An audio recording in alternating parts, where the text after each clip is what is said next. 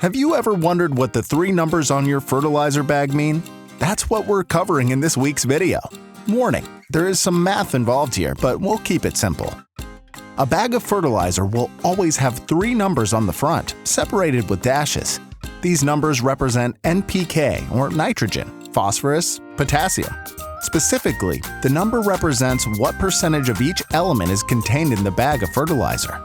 So how does this work? As an example, let's use a 50-pound bag of 15015 fertilizer. This bag contains 15% nitrogen, no phosphorus, and 15% potassium. If I multiply my total pounds, 50, by my nitrogen, 15%, or 0.15, I come out with 7.5. That means my 50-pound bag contains 7.5 pounds of nitrogen, no phosphorus, and 7.5 pounds of potassium. Fertilizing plans are based on nitrogen recommendations, so it's most helpful to know the first number. However, if a soil test determines you are deficient in other areas, you'll also want to calculate your phosphorus and potassium numbers. Okay, so how is that helpful?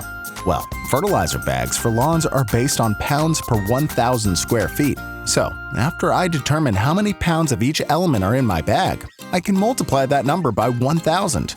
This tells me the area my bag of fertilizer covers. Continuing with our earlier example, my 50-pound bag of 15015 would apply 1 pound of nitrogen and 1 pound of potassium to 7,500 square feet, or 7.5 times 1,000. This assumes that my spreader is set to the correct setting, and I spread my fertilizer evenly. Check out the spreader setting conversion chart in the description below. Continuing, if my lawn is 10,000 square feet, I would have to decide between buying an additional bag or applying less than 1 pound per 1,000 square feet. Lowering our rate to 0.75 pounds of nitrogen per 1,000 square feet would yield 11,250 square feet, enough to cover a 10,000 square foot yard with one bag.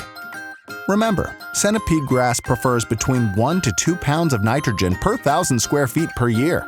If you know your yard's square footage, you now know how to determine how much NPK a bag of fertilizer will apply to your lawn.